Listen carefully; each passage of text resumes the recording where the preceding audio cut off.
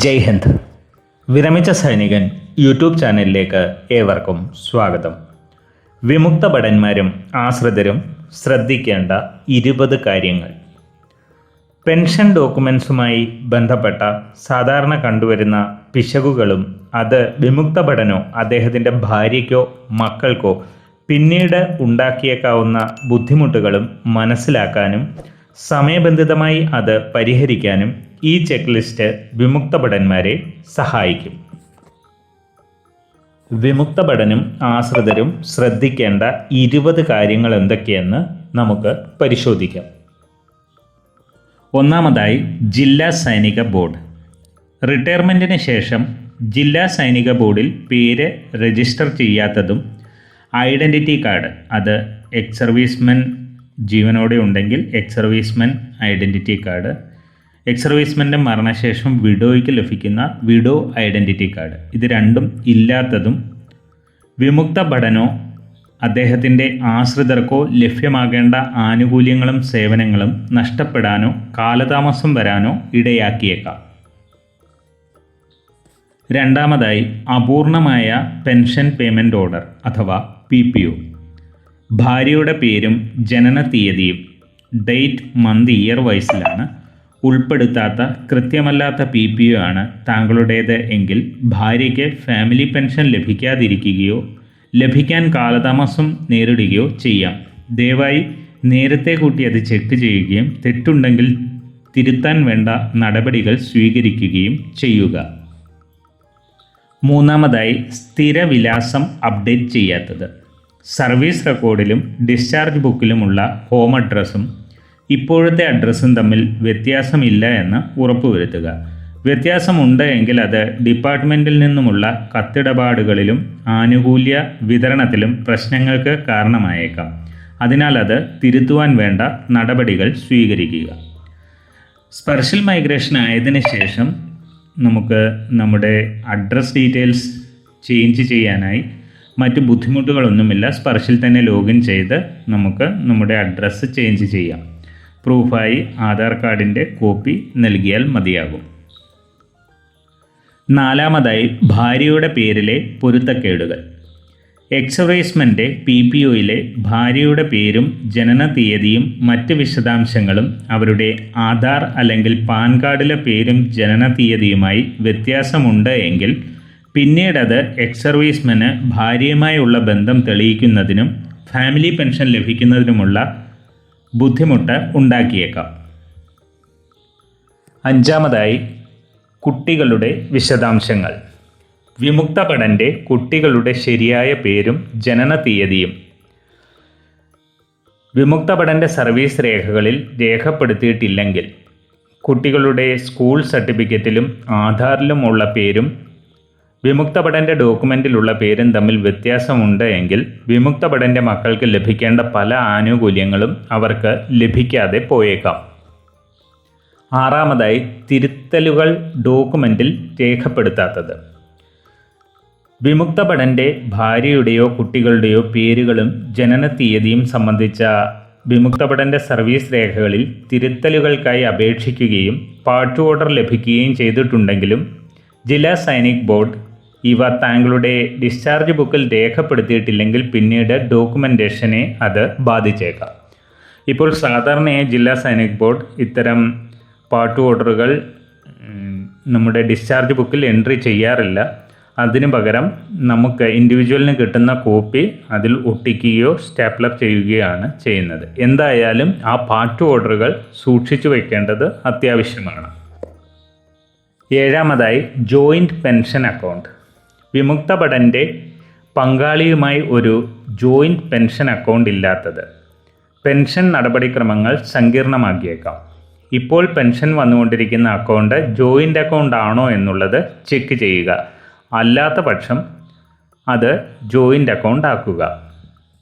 എട്ടാമതായി, ECHS medical കാർഡിൻ്റെ അഭാവം. ECHS 64 KB medical card ഇല്ലാത്തതോ കാർഡിന് അപേക്ഷിച്ച ശേഷം ലഭിക്കുന്ന താൽക്കാലിക സ്ലിപ്പ് ഇല്ലാത്തതോ വിമുക്ത ഭടനും കുടുംബത്തിനും ലഭിക്കേണ്ട മെഡിക്കൽ ആനുകൂല്യങ്ങൾ നഷ്ടപ്പെടുത്തിയേക്കാം. ഒൻപതാമതായി തെറ്റായ ആധാർ പാൻ വിശദാംശങ്ങൾ. വിമുക്ത ഭടൻ്റെയോ കുടുംബാംഗങ്ങളുടെയോ ആധാറിലെയും പാൻ കാർഡിലെയും തെറ്റായ പേരുകളും ജനന തീയതികളും ഐഡൻറ്റിറ്റി വെരിഫിക്കേഷൻ പ്രശ്നങ്ങൾക്ക് കാരണമാകും. ഏതെങ്കിലും രീതിയിലുള്ള തെറ്റുണ്ടെങ്കിൽ സമയബന്ധിതമായി അത് തിരുത്തുവാൻ വേണ്ട നടപടികൾ സ്വീകരിക്കണം. പത്താമതായി റിപ്പോർട്ട് ചെയ്യപ്പെടാത്ത വിവാഹം. വിമുക്ത ഭടൻ്റെ വിവാഹത്തെക്കുറിച്ച് വിമുക്ത ഭടൻ റെക്കോർഡ് ഓഫീസിനെ അറിയിക്കാത്തത്, പ്രത്യേകിച്ച് വിവാഹം വിരമിച്ചതിന് ശേഷമാണ് നടന്നതെങ്കിൽ വിമുക്ത ഭടൻ്റെ ഭാര്യയ്ക്ക് കിട്ടേണ്ട ആനുകൂല്യങ്ങളെ അത് ബാധിച്ചേക്കാം. 11ാമതായി ഭാര്യയുടെ മരണം റിപ്പോർട്ട് ചെയ്യാത്തത്. വിമുക്ത ഭടൻ്റെ ഭാര്യയുടെ മരണത്തെക്കുറിച്ച് റെക്കോർഡ് ഓഫീസിനെ അറിയിക്കാത്തത്, അത് മൂലം പാർട്ട് ഓർഡർ പ്രസിദ്ധീകരിക്കാത്തതും പിന്നീട് പുനർവിവാഹം ചെയ്യുകയാണെങ്കിൽ രണ്ടാം ഭാര്യയുടെ ഡോക്യുമെൻറ്റേഷനെയും അവർക്ക് കിട്ടേണ്ട ആനുകൂല്യത്തെയും അത് ബാധിക്കും.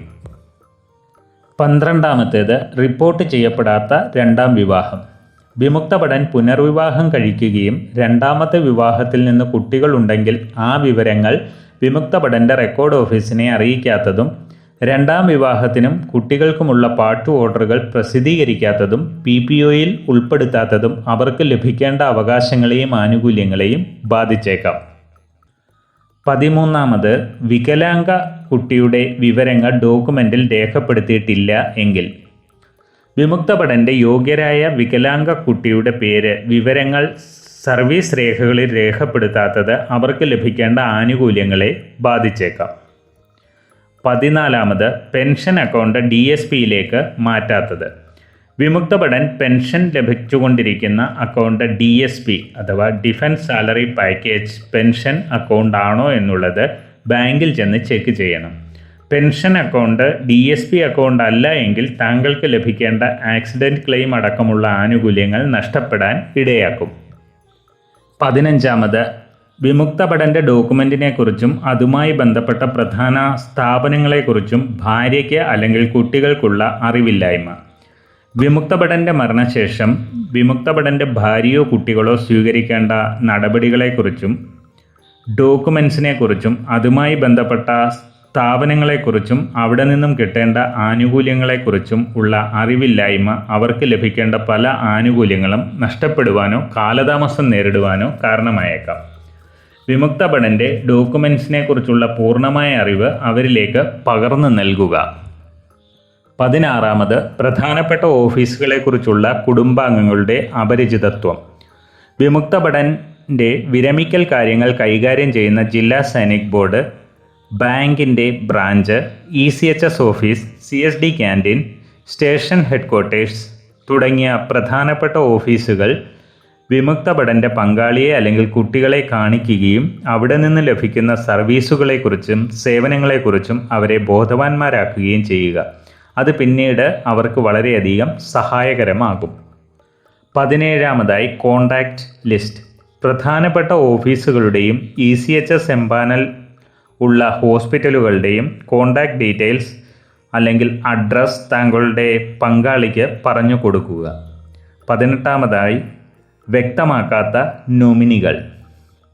വിമുക്ത ഭടൻ്റെ പെൻഷനും മറ്റ് ബാങ്ക്, പോസ്റ്റ് ഓഫീസ് അക്കൗണ്ടുകളും നോമിനിയെ വെക്കാത്തത് പിന്നീട് തർക്കങ്ങൾക്കും ആനുകൂല്യ വിതരണത്തിൽ കാലതാമസത്തിനും കാരണമാകും. 19ാമത്തേത് വെളിപ്പെടുത്താത്ത ആക്സസ് വിവരങ്ങൾ. വിമുക്ത ഭടൻ്റെ mobile phone, laptop, computer, online bank അക്കൗണ്ടുകൾ, സാമ്പത്തിക അക്കൗണ്ടുകൾ, ATM കാർഡുകൾ എന്നിവ പ്രവർത്തിപ്പിക്കുന്നതിന് ആവശ്യമായ വിവിധ ലോഗിൻ ഐഡികളെയും പാസ്വേഡുകളെയും കുറിച്ച് ഒരു ബുക്കിൽ വ്യക്തമായി രേഖപ്പെടുത്തി വെക്കുകയും അതിനെപ്പറ്റി പങ്കാളിയോട് പറയുകയും ചെയ്യുക. 20ാമതായി വ്യക്തമായ വിൽപത്രം. വിരമിക്കലിന് ശേഷം വിമുക്ത ഭടൻ ഭാര്യയ്ക്കും മക്കൾക്കും വ്യക്തമായ ഒരു വിൽപത്രം തയ്യാറാക്കാത്തത് നിയമപരമായ സങ്കീർണതകൾക്കും അനന്തരാവകാശം സംബന്ധിച്ച തർക്കങ്ങൾക്കും കാരണമായേക്കാം. അവസാനമായി വിരമിക്കൽ കഴിഞ്ഞ് വിമുക്ത ഭടന്മാർ അവരുടെ എല്ലാ രേഖകളും അപ്ഡേറ്റ് ചെയ്യുന്നുണ്ടെന്നും അവരുടെ കുടുംബങ്ങൾക്ക് അവരുടെ അവകാശങ്ങളെക്കുറിച്ച് അവ ആക്സസ് ചെയ്യുന്നതിനുള്ള നടപടിക്രമങ്ങളെക്കുറിച്ചും നന്നായി അറിയാമെന്നും ഉറപ്പാക്കാൻ മുൻകരുതൽ നടപടികൾ സ്വീകരിക്കണം. ഈ സാധാരണ തെറ്റുകൾ ഒഴിവാക്കുന്നത് നമ്മുടെ പ്രിയപ്പെട്ടവരെ അനാവശ്യമായ ബുദ്ധിമുട്ടുകളിൽ നിന്നും രക്ഷിക്കുകയും നമ്മുടെ അഭാവത്തിൽ അവർക്ക് പരിചരണം ലഭിക്കുന്നുണ്ടെന്ന് ഉറപ്പാക്കുകയും ചെയ്യും. വീഡിയോ ഇഷ്ടപ്പെട്ടാൽ ലൈക്കും സബ്സ്ക്രൈബും ചെയ്യുക, സുഹൃത്തുക്കൾക്ക് ഷെയർ ചെയ്യുക. മറ്റൊരു വീഡിയോയിൽ വീണ്ടും കാണാം. ജയ് ഹിന്ദ്, വന്ദേ മാതരം.